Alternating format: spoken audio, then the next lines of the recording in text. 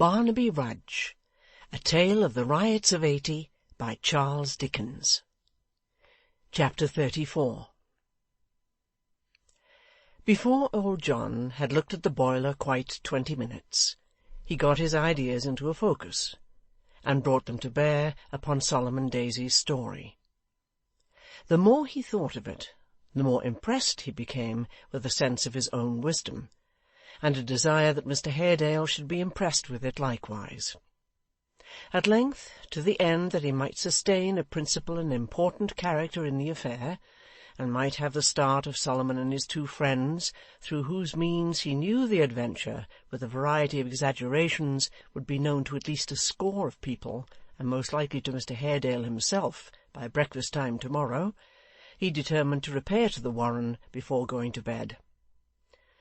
"He's my landlord," thought John, as he took a candle in his hand, and setting it down in a corner out of the wind's way, opened a casement in the rear of the house, looking towards the stables.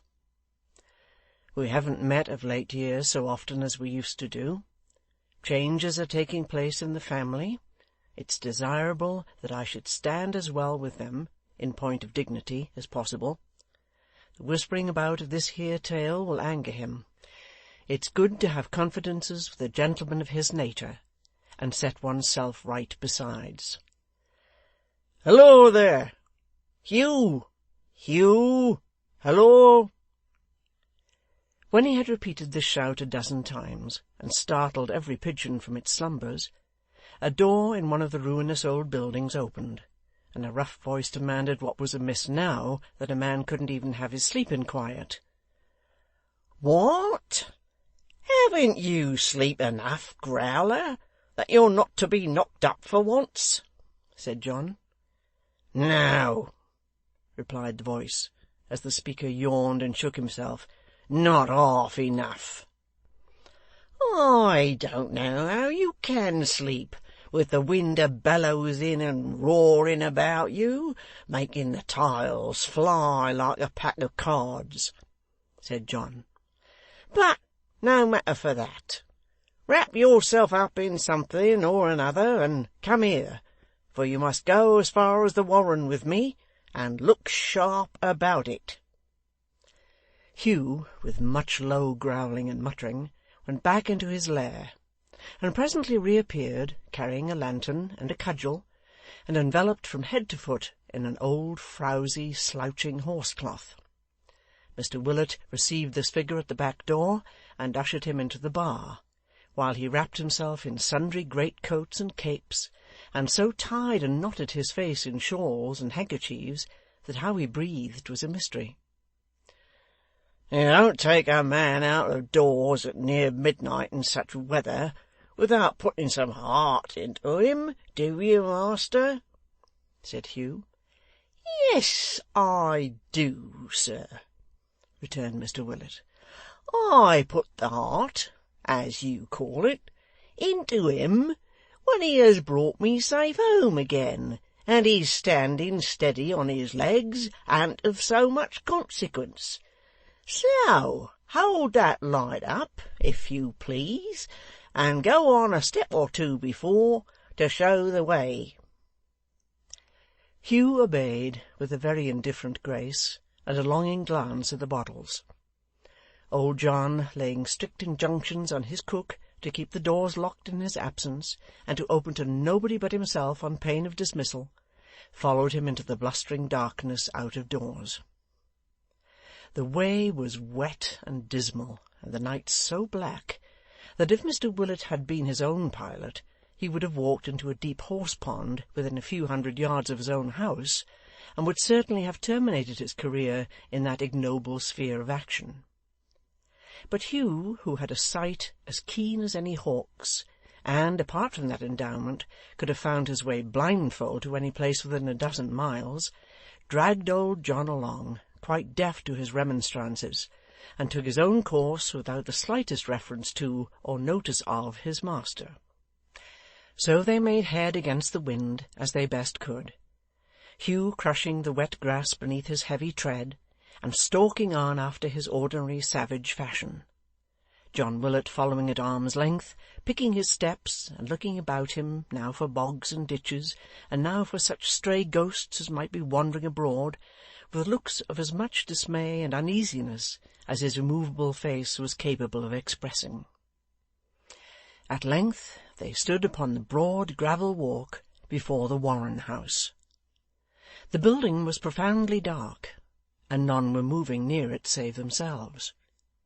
From one solitary turret chamber, however, there shone a ray of light, and towards this speck of comfort in the cold, cheerless, silent scene, Mr Willet bade his pilot lead him. "The old room," said John, looking timidly upward. "Mr Reuben's own apartment. God be with us. I wonder his brother likes to sit there so late at night, on this night too." "Why, where else should he sit?" asked Hugh, holding the lantern to his breast, to keep the candle from the wind, while he trimmed it with his fingers. "It's snug enough, an't it?" "Snug!" said John indignantly. "You have a comfortable idea of snugness, you have, sir. Do you know what was done in that room, you ruffian?" "Why, what is it the worse for that?" cried Hugh, looking into John's fat face. "Does it keep out the rain, and snow, and wind the less for that? Is it less warm or dry because a man was killed there? Never believe it, master. One man's no such matter as that comes to."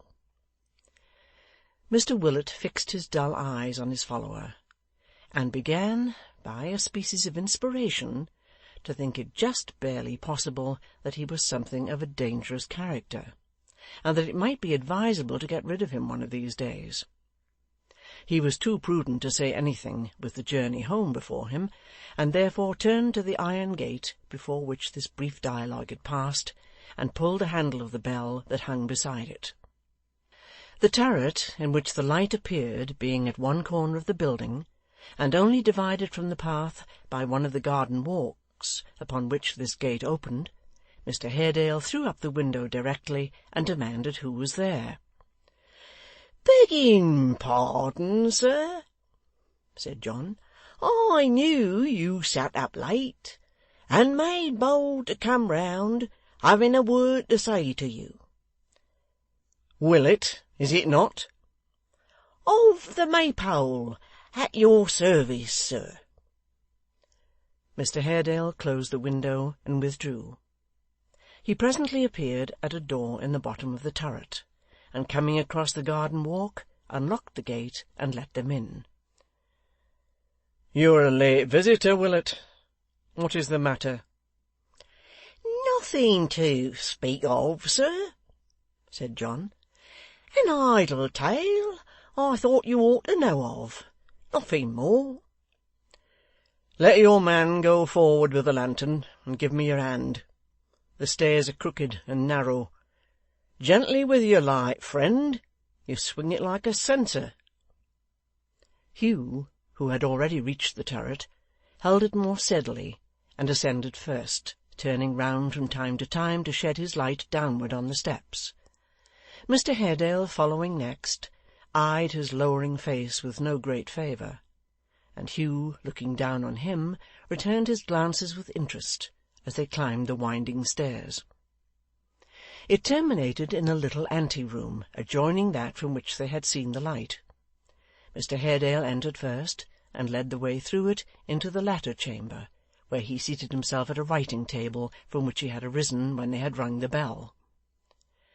"Come in," he said, beckoning to old John, who remained bowing at the door.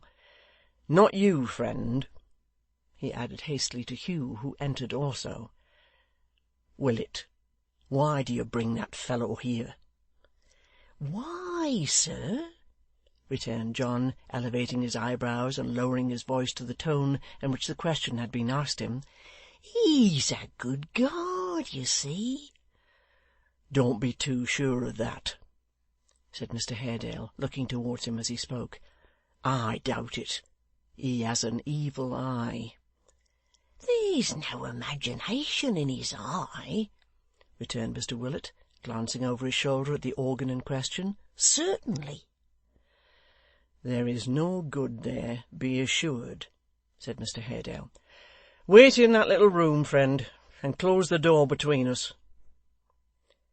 Hugh shrugged his shoulders, and with a disdainful look, which showed either that he had overheard, or that he guessed the purport of their whispering, did as he was told. When he was shut out, Mr Haredale turned to John, and bade him go on with what he had to say, but not to speak too loud, for there were quick ears yonder. Thus cautioned, Mr Willet, in an oily whisper, recited all that he had heard and said that night, laying particular stress upon his own sagacity, upon his great regard for the family, and upon his solicitude for their peace of mind and happiness. The story moved his auditor much more than he had expected. Mr Haredale often changed his attitude, rose and paced the room, returned again, desired him to repeat, as nearly as he could, the very words that Solomon had used, and gave so many other signs of being disturbed and ill at ease, that even Mr Willet was surprised. 'You did quite right,' he said at the end of a long conversation, 'to bid them keep this story secret. It is a foolish fancy on the part of this weak-brained man, bred in his fears and superstition. But Miss Haredale, though she would know it to be so, would be disturbed by it if it reached her ears. It is too nearly connected with a subject very painful to us all, to be heard with indifference. You were most prudent, and have laid me under a great obligation. I thank you very much.' This was equal to John's most sanguine expectations, but he would have preferred Mr Haredale's looking at him when he spoke, as if he really did thank him, to his walking up and down, speaking by fits and starts, often stopping with his eyes fixed on the ground, moving hurriedly on again like one distracted, and seeming almost unconscious of what he said or did. This, however, was his manner, and it was so embarrassing to John that he sat quite passive for a long time, not knowing what to do. At length he rose. Mr Haredale stared at him for a moment, as though he had quite forgotten his being present, then shook hands with him, and opened the door. Hugh, who was, or feigned to be, fast asleep on the antechamber floor, sprang up on their entrance, and throwing his cloak about him, grasped his stick and lantern, and prepared to descend the stairs. 'Stay,' said Mr Haredale. 'Will this man drink?' 'Drink?